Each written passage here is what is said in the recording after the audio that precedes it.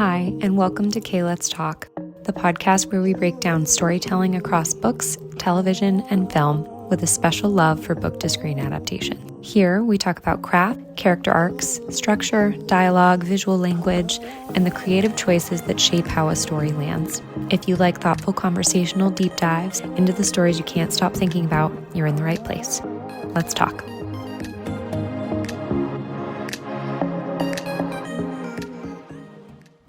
Hello, everyone, and welcome back to the podcast.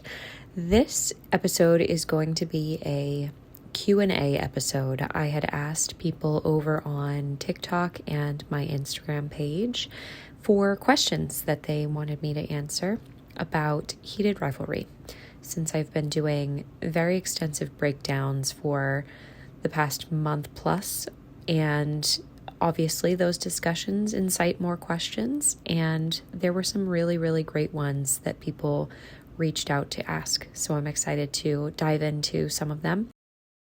I did receive so many that this will likely end up being a 2-part series of Q&A questions and answers. So please be patient. If you asked a question and it doesn't show up in this episode, it will probably be in the next one, because there were so many good questions that I feel obligated to respond to and want to give them proper answers, which might result in some wordy answers on my part. I broke these down into categories, so hopefully there will be a good flow between these questions and my answers as I work through them. And if there are any topics that I cover that you want me to go into further detail or do a deeper dive on, please leave me a comment and I will try and come up with some sort of medium, whether it's on the podcast again or on my Substack page or making an actual video dedicated to it.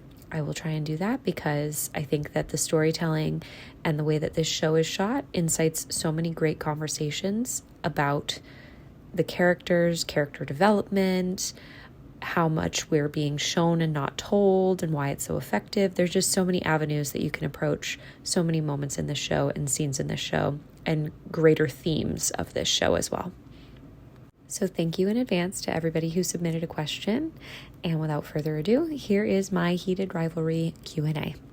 So this question is, how do I think Svetlana knowing about Shane affects season 2? Seems like a big change. And it's a huge change. I agree, because she is now a pillar in Ilya's life that he did not have in the book, as he navigates through his depression in the long game.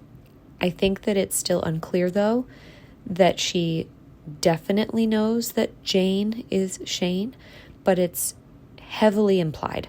And I think that her character arc has to change because of the foundation they gave her in season 1. She doesn't have a lot of involvement in the long game, really only one scene, and Ilya thinks about her a few times.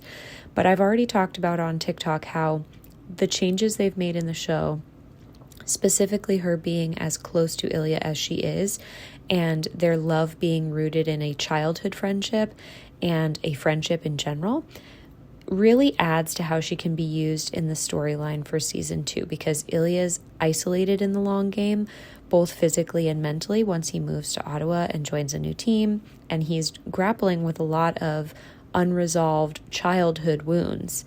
And he ends up with a Russian therapist that he's able to converse with in Russian. And he says it's been years since he was able to speak to someone in Russian freely. So that again would imply that he hadn't been talking to Svetlana at all since he moves to Ottawa. What I think is a key difference in approach here is that Svetlana tells Ilya she will always be there for him however he needs her in season 1. And we also know she loves him deeply as a person.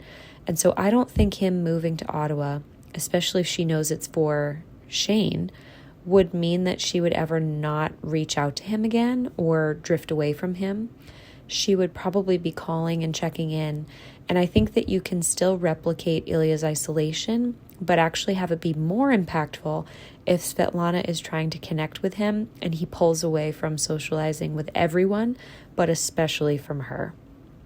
That to me is a really clear sign that something is wrong, and one that Shane would also likely pick up on, given that he knows that at that point, Svetlana is someone Ilya is close to, would have married to get citizenship for, and has known since he was a kid. So I think them being childhood friends makes everything different inherently, but I also think Svetlana potentially knowing about Shane changes a lot, because she wouldn't be absent from Ilya's life. She would know and understand, given how much she knows about hockey and hockey culture, that him being with Shane, moving for Shane, leaving Boston to be with Shane and play for Ottawa is a huge deal. And I don't think that they can omit her storyline given those facts. This question is, what's a scene from the Heated Rivalry book that I wish made the cut in the show?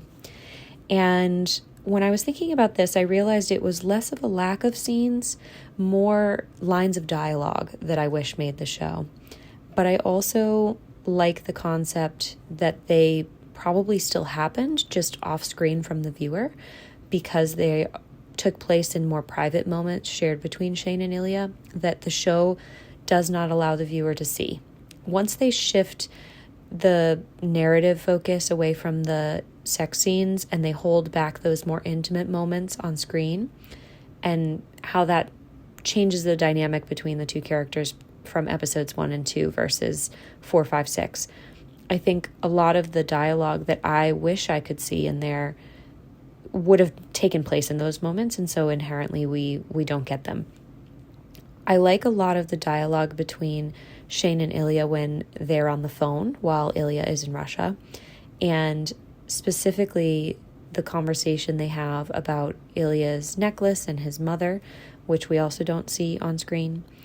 I like a lot of the moments where Ilya is saying things in Russian that Shane doesn't understand, but we as readers of the book do. And I think that could have been used in more impactful scenes like the Vegas hotel scene in episode 2, where Ilya says, "Why does it have to be you?" And we didn't get that, which I was kind of sad about. But again, we cut away during the act, so he could have said it still, and we just didn't get to see it on screen. I also think there's a really good passage where Shane and Ilya are speaking on the phone that establishes their relationship with hockey really clearly. And Shane expresses that he's always viewed hockey as everything to him, and Ilya has viewed it as an escape. And how, to me, that's really important to know when fleshing the two people out as characters within the world of the sport. And it also ties into the dialogue they share over the phone where Ilya and Shane are talking about how Shane loves praise, but Shane says Ilya loves praise too and calls him out for lying when Ilya says he doesn't care what people say. Shane tells him, "You love the awards, you love the fans and the press, you love beating me." And Ilya says, "I love beating everyone, but yes, you the most." And when Shane asks him why, Ilya says, "Because you are the best." And that line is mirrored in the long game. So I wish we had that inserted somewhere in season 1, because I think that would be a really great payoff, and hopefully they can still do it. But that was one I was missing. I also think the conversation they have where they talk about Shane being with other men is really impactful, and that also didn't happen, but it comes up again in the long game. So they can easily recycle that dialogue somewhere in season 2, even though we did not get it properly in season 1. This question is, what's a scene from the long game that I wish to see in season 2 of the show? And I had a really hard time narrowing down a specific scene, because I think a lot of them are really pivotal to the overarching story. So yeah, it's hard for me to just pick one, but I would say that the most important thing for me that I want to see in season 2 is basically every moment between Ilya and his therapist that we are able to get, because so much of what we learn about Ilya and why he behaves the way he does in the long game is through those conversations that he has with his therapist. They also take place spread out throughout the book, so they mark really important parts of the relationship development and story arc in a way that I think is very compelling. And so using them in the show as those markers is a great way to timestamp and contextualize how their relationship changes and develops over the course of the season. They also have all of their meetings in Russian. They converse with one another in Russian. And so, yes, that would be a lot more dialogue for Connor's story to have to learn and speak Russian quite frequently in season 2. But again, I think it's really important to establish and keep that part of himself very prevalent in this depression storyline, because he's giving up such a huge part of who he is, and these conversations with his therapist are the only window into his past that we get, because a lot of times he doesn't allow himself to even have the memory of them when he's thinking in his head. She pulls those thoughts out of him. And so what we get and learn in those conversations not only recontextualize season 1 and also his behavior in season 2, but paint a more vivid picture of who Ilya is and where he came from, his family life and how that shaped him, and all of those details for people who maybe don't understand trauma or attachment theory or any of those psychological constructs that are on display with these characters.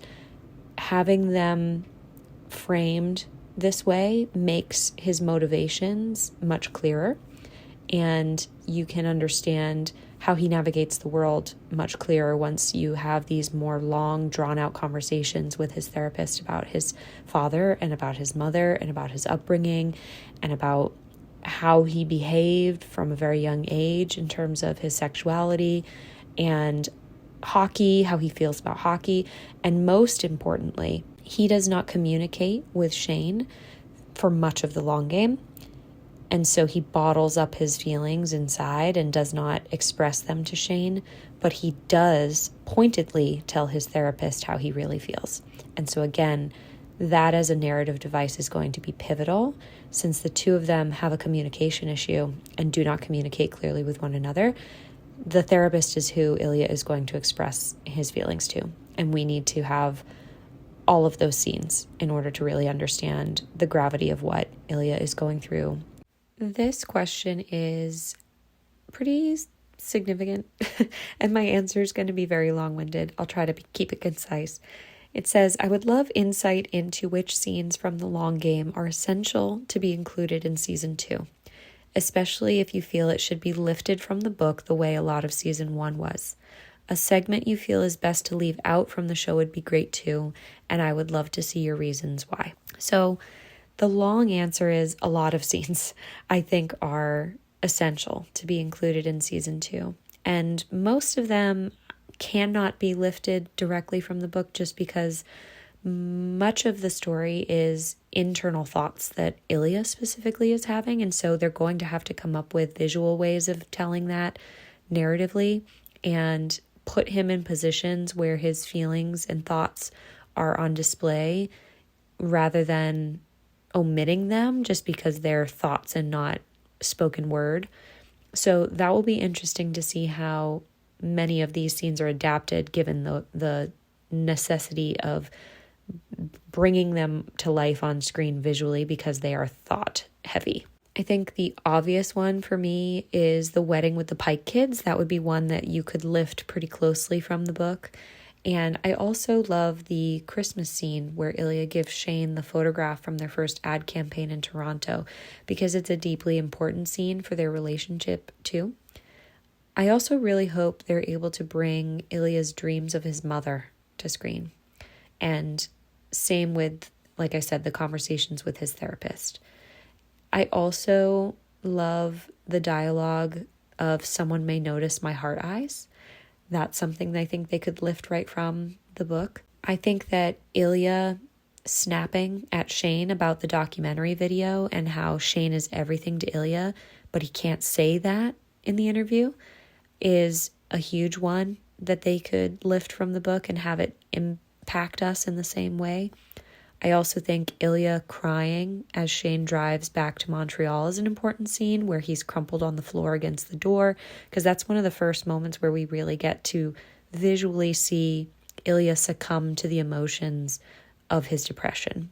And I think that will be a big moment because it does happen earlier in the story. I think Ilya looking through the photos he took at the MLH Awards in his boring photo album is one they could lift right out and would be really impactful. Ilya going to the grocery store, the health food store, and buying ingredients to cook dinner with Shane, and the two of them cooking their healthy dinner together in Ilya's house is one that they could lift right from the book and have it be a really successful domestic scene between them. He also lights a candle on the table for their dinner together, and I think that would be a really great thing to show on screen because it's an example of how Ilya is as a partner and how thoughtful he is without them having to spell it out. I think that Ilya watching Shane's injury on the TV is a big one. I think the conversations with the commissioner, both that Shane has individually with him, then Shane and Ilya have confronting him about Troy, and then also the one after they're discovered. So all three of those are going to be really important to include. There's a phone call between Shane and Ilya where they're apart, and Shane asks Ilya to talk to him in Russian while he falls asleep. And I want that to be used as another sort of Russian monologue moment. And there's also a scene where Shane falls asleep at Ilya's on his couch before Ilya gets home from a road trip. And the two of them go up to bed, and Ilya is again succumbing to a lot of his depression, and they try to initiate intimacy, but Ilya ends up falling asleep, and it's so sweet between them. But before Ilya falls asleep, he is holding Shane's hand in a death grip because he missed him so much and is so sad about how few and far between their moments together are starting to become. And I think that would be a really impactful scene for them to include as well. I love the scene where they're in Ilya's gym and he talks about adding mood lighting or dimmable lighting because it's important to Shane. And so he wanted it to be available to Shane in his own house. There's a scene where Ilya is remembering a fight that he and Shane had while Ilya's in therapy. He's recalling it to his therapist. And Ilya had told Shane early in their relationship that he could sleep with other people in between their hookups if he wanted to. And it sparks a larger confrontation for Ilya about his feelings for Shane, because Shane was so upset that he even suggested that he didn't speak to him for 4 days. And then he confronts him about it. And I think that would be a really great, almost like a flashback moment. Even if we don't have the visuals of it, I think it would be important for Ilya to share that with his therapist. I think that would be a really important moment to include. They also have a fight about Ilya telling Troy that he's bisexual, and exploring that fight and the aftermath of it is important alongside the I already chose you Hollander scene, because that's the first one where Shane left feeling terrified, and it also allows Shane to gain this perspective that he needs in order to understand how Ilya has changed his whole life to fit around Shane's. I think that Ilya admitting to Shane that he has a Russian therapist because it's easier to talk in Russian is important, because in the book, Shane has a thought that he regrets not learning Russian fast enough. So I think that would be a cool one for them to include. The plane scare, obviously. Shane's proposal, obviously. I think the All-Star Game hookup in the hotel is important because it reminds the two of them of how they were before this new phase of their relationship. And this is actually the moment where I spoke on this earlier. Ilya is telling Shane that Shane's always been the better hockey player between the two of them. And again, that's a great callback moment that they could pay off if they really wanted to. I think that some version of the Ilya and Svetlana conversation needs to happen, because I think that that's very important. I think Shane being there for Ilya after Troy comes out is a huge, huge scene, because Ilya just falls apart. And I also think Shane and Ilya being discovered, the aftermath of that, and Shane's reaction within his team dynamics is important to include. I think Ilya sobbing when he comes home from the playoff game and admitting to Shane that he has depression is obviously going to be in there. And then the end of the book ends with them being at the cottage over the summer, Shane signing with Ottawa, their wedding in Ottawa, and within that there's a few key moments like David and Ilya having their conversation, or Shane and Ilya getting ready for opening night of their first season as teammates. So that's basically the whole book, but much of them are very important in order to, again, timestamp places where the two of them are growing individually and also growing together. But there's a handful in there that you could lift right off the page and the adaptation would be pretty close to one-to-one. And I think those are going to be impactful scenes. And then there's some that I included in there that I think Jacob's going to have to rework creatively. And I'm very excited to see how he would accomplish that. So I want those included. This question is, in the show, why do you think Ilya doesn't text Shane back after the snowstorm?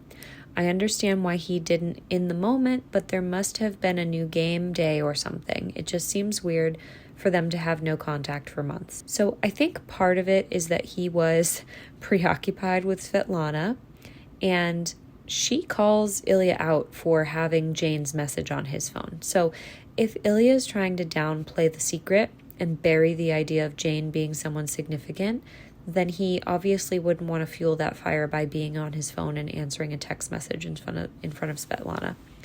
Then on top of that, I think he would use that delay in responding to the message or having to respond to the message as an opportunity to pull himself together, because we can see that he was visibly disappointed and upset when the game was canceled and that he couldn't see Shane. And that surge of feelings would be foreign to him. So in an attempt to regulate himself again, I'd say that Ilya would very much try to downplay the situation and put separation between him and the emotions, and then by proxy, him and Shane. So they at that point don't talk outside of planning hookups. And I think for him, he's not going to start then. But in terms of how the game being rescheduled would work in the NHL, their schedule's locked in over the summer and their travel schedule is planned so far out in advance. So if the NHL has to reschedule a game, they'll often try to insert it into a gap in the calendar, and sometimes that would mean a back-to-back game with the same team, since they would not have to add another trip to the schedule. So that would mean the next time they play Montreal, they'll probably just play them 2 days in a row, because they're already going to be there. But in terms of continuity, you could make the argument that this could be a continuity error, because they may have been able to play the game the following day. We just wouldn't know that because it's never disclosed on screen, and this entire scene doesn't happen in the book. So they leave that open-ended. But on the whole, I think that Ilya probably got spooked by how upset he was that they couldn't see each other, and in reaction to that, he would pull away to try and deny those feelings and downplay those feelings. And then in the moment, I don't think he answers because he is with Svetlana. This question says, it was unclear to me if Shane's place in Montreal was actually the investment real estate that it was in the book. I feel like that storyline, that Shane didn't want to have Ilya in his actual apartment, is pretty significant.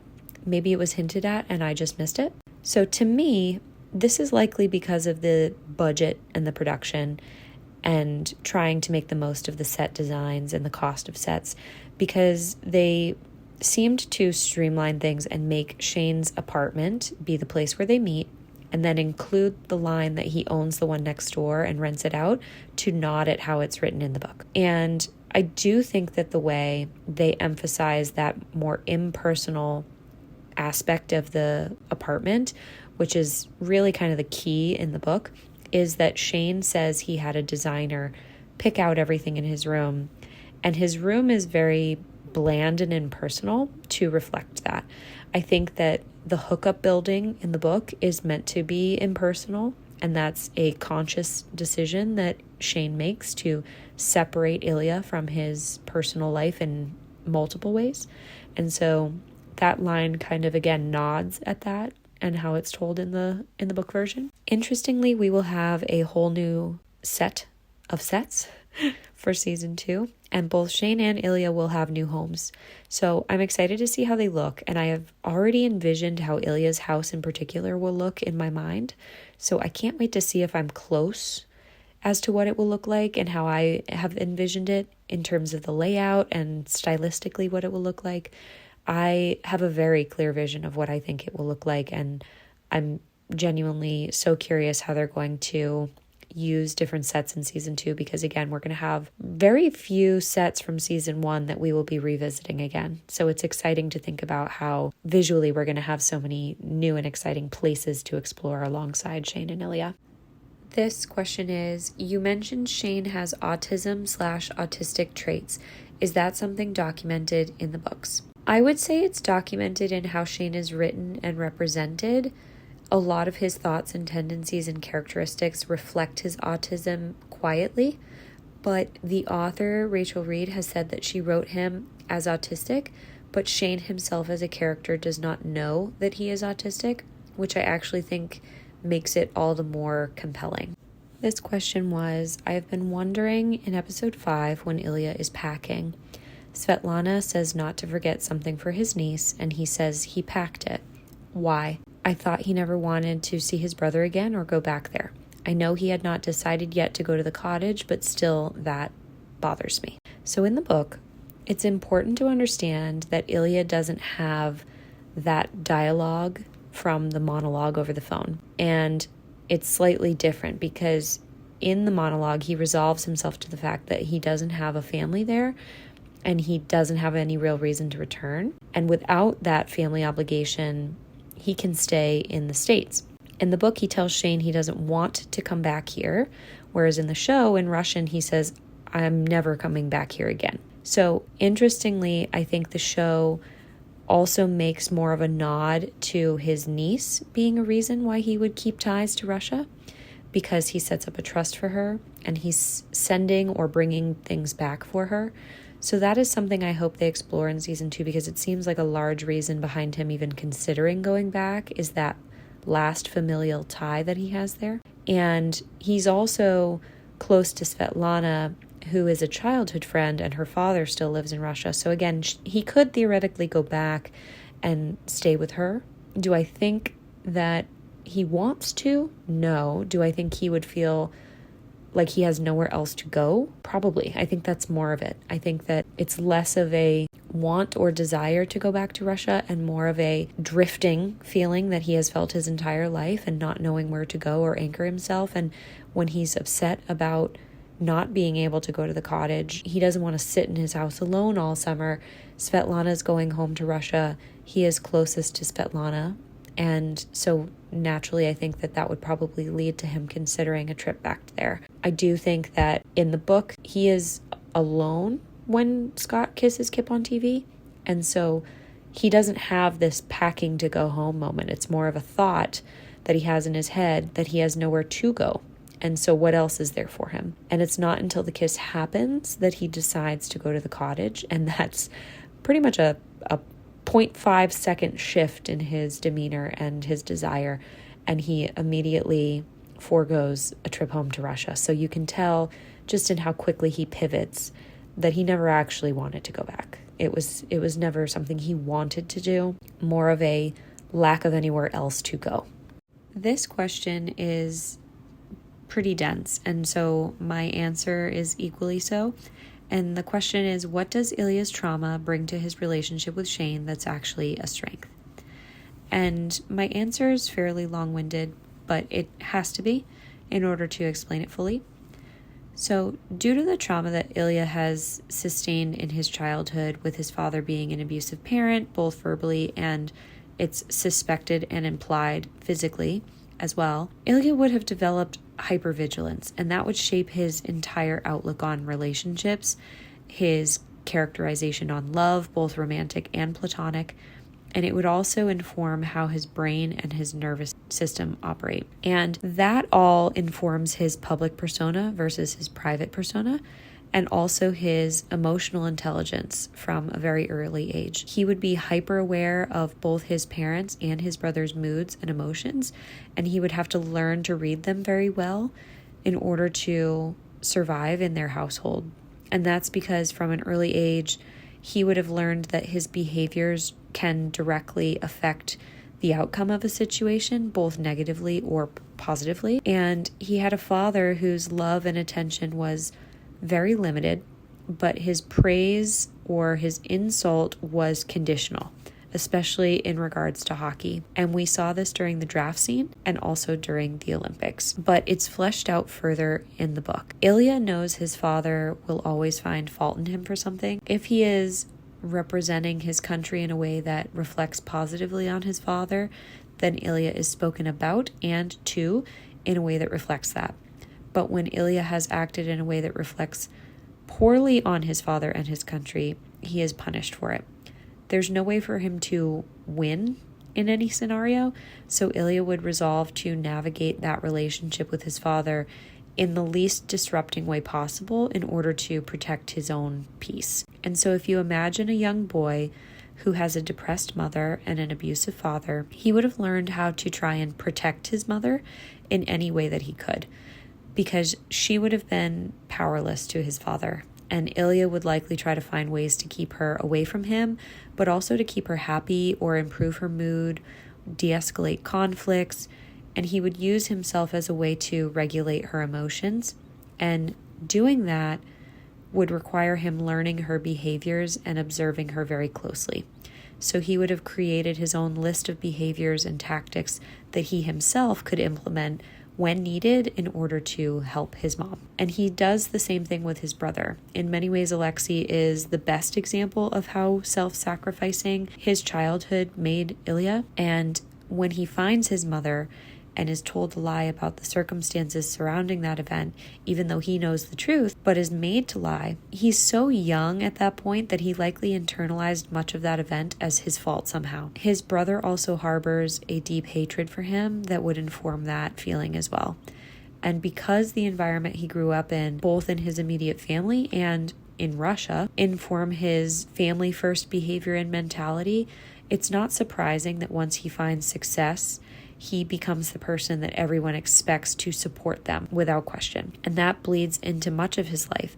And we see that most clearly with Shane in the long game, where Ilya truly believes that love is sacrifice, and he is willing to put his own feelings and well-being aside in order to make Shane or his mother or his father or his brother content and to appease them.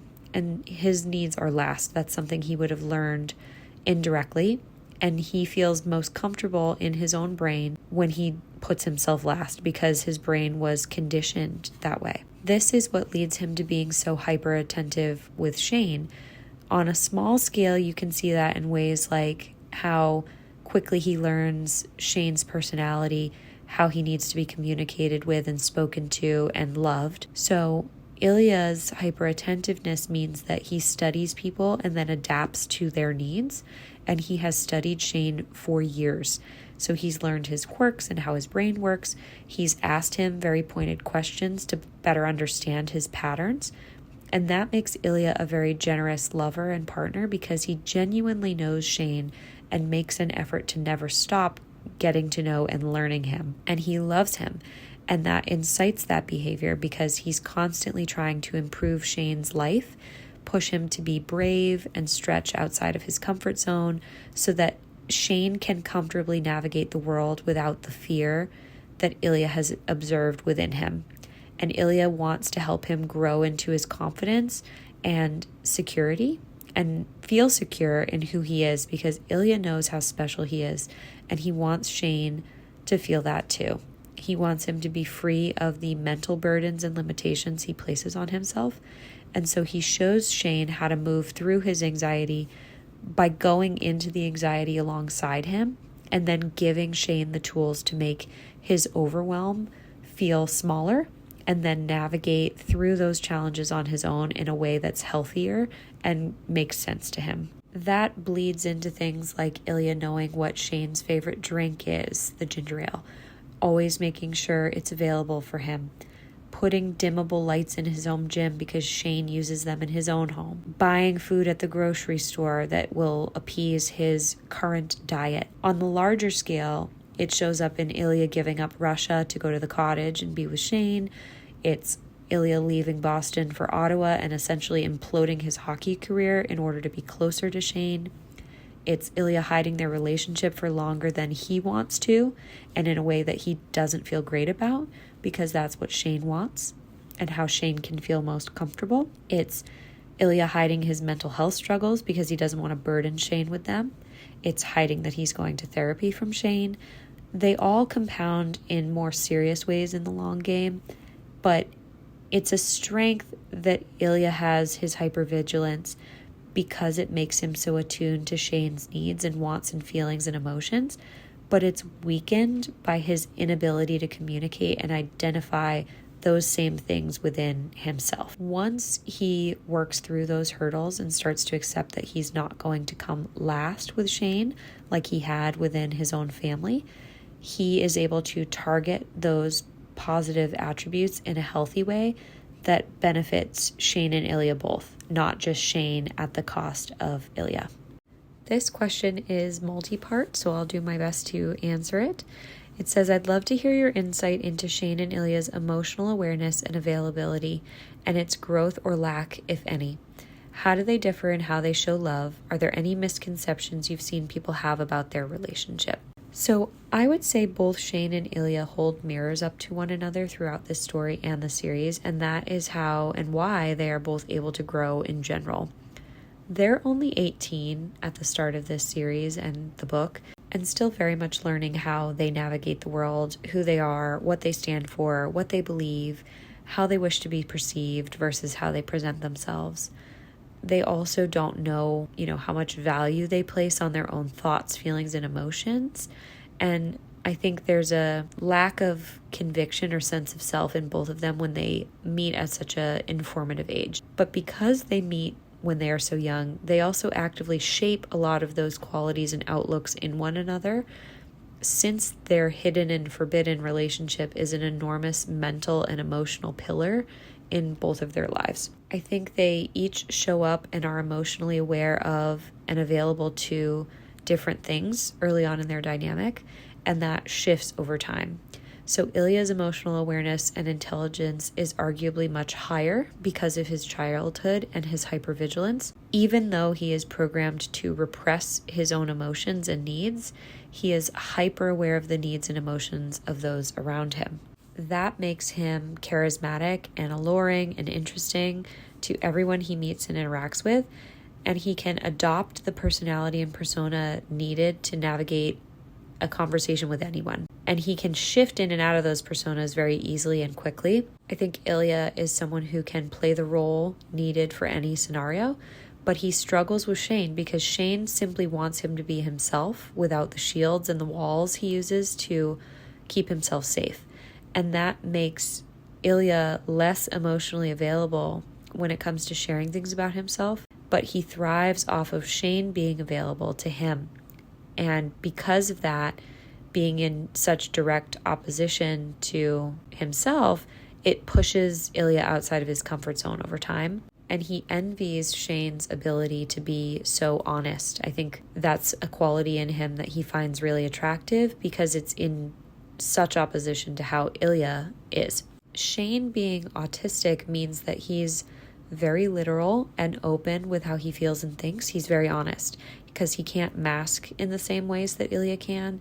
And so even when he is attempting to hide his emotions and feelings from Ilya, Ilya is a master at pulling information out of him and can disarm him very quickly. So as Ilya continues to do that to Shane, who very much operates under the guise that if he's in control, everything is okay, and that's the only way his nervous system can feel safe, Ilya is able to show Shane that he can still be safe when he lets go of the control. And Ilya inches Shane further and further outside of his comfort zone, and he does that in a way where Shane still feels like he's in control.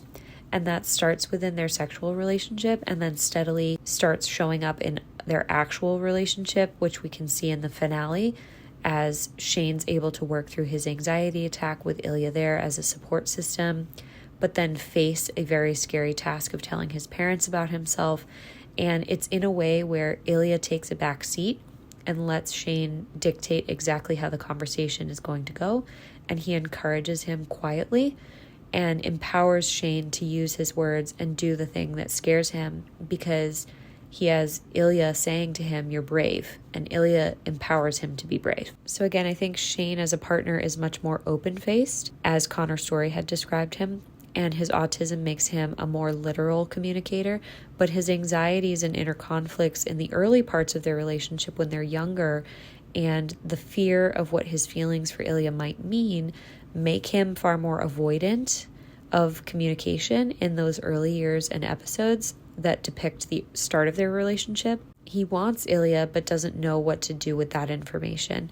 And he needs to form safety around a situation in order to exist honestly within it. And since he can't, given the optics of their relationship, he often keeps his thoughts internal and denies himself what he wants by putting up boundaries that help him keep Ilya close, but maintain an emotional distance, because he thinks he needs that in order to operate within their framework. Shane also has a deep internal conflict about who he is and how he identifies himself, and that shapes a lot of his interactions with Ilya and the world around him, because he cannot fully be himself, and so he tries so hard to will himself into becoming the person he feels obligated to be. But over time, he realizes that he wants Ilya enough to ask for it and fight for it in a way that makes it happen. And in turn, he starts to show up as a partner who validates Ilya, listens to him deeply and intently, makes him feel seen and valued and respected, who celebrates him, supports him as he works through his own traumas and hang-ups, and encourages Ilya to communicate with him in episode 5, and makes him feel safe enough to do so by fostering an environment where Ilya's vulnerability is rewarded and celebrated. That ability to make Ilya feel safe is what makes Shane a perfect partner for him. Shane's directness and his earnestness and his honesty, along with the care and effort he puts into the time they spend together at the cottage and his clear communication that Ilya means more to him than just their sexual relationship, that's all monumental in Ilya feeling safe and understood and loved for who he is and not for what he provides. Ilya had used sex largely as an escape and a release since he was age 14,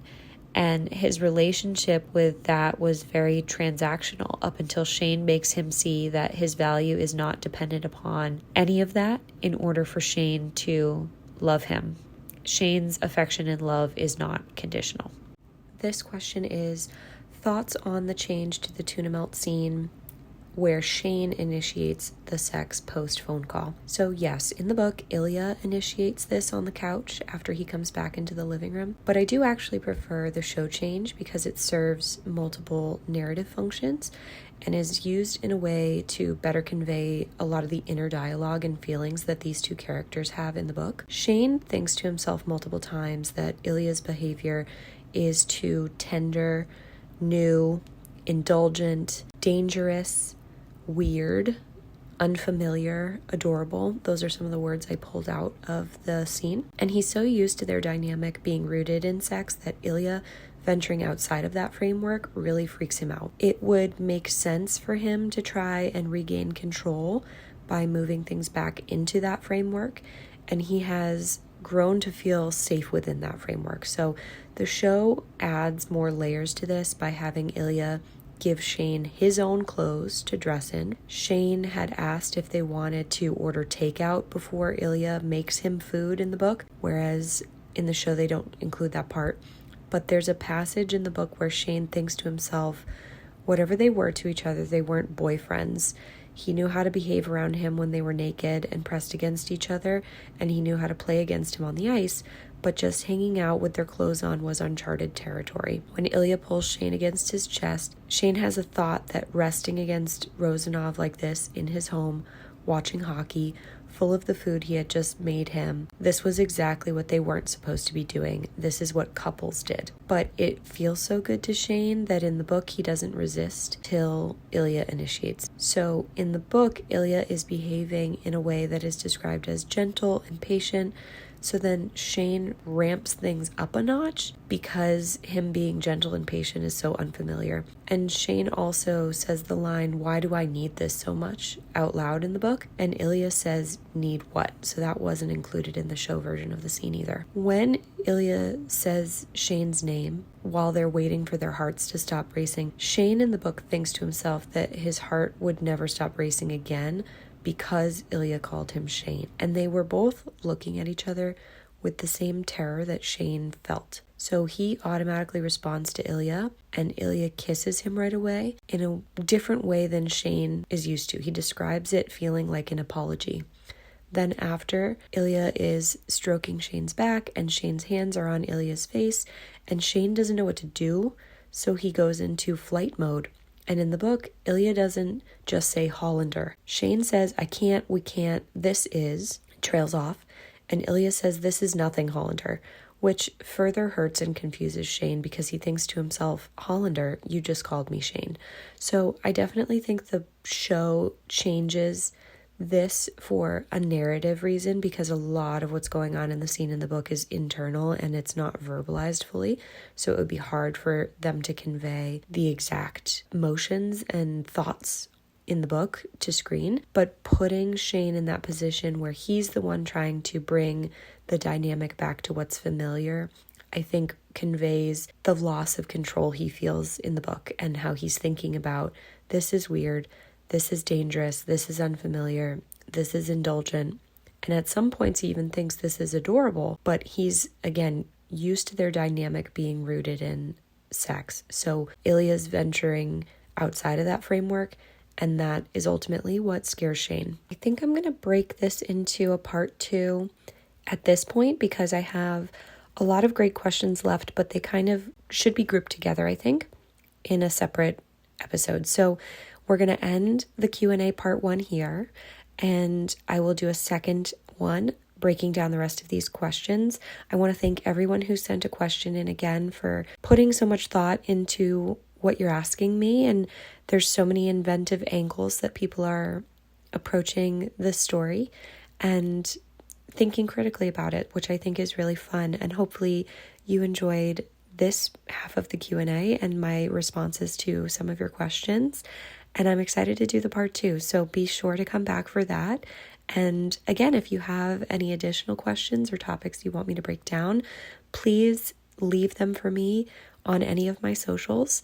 I love discussing this stuff. I think it's great to have long form content where we can flesh things out in this way. So I will be back for part 2, and I look forward to talking about the rest of these questions with you guys.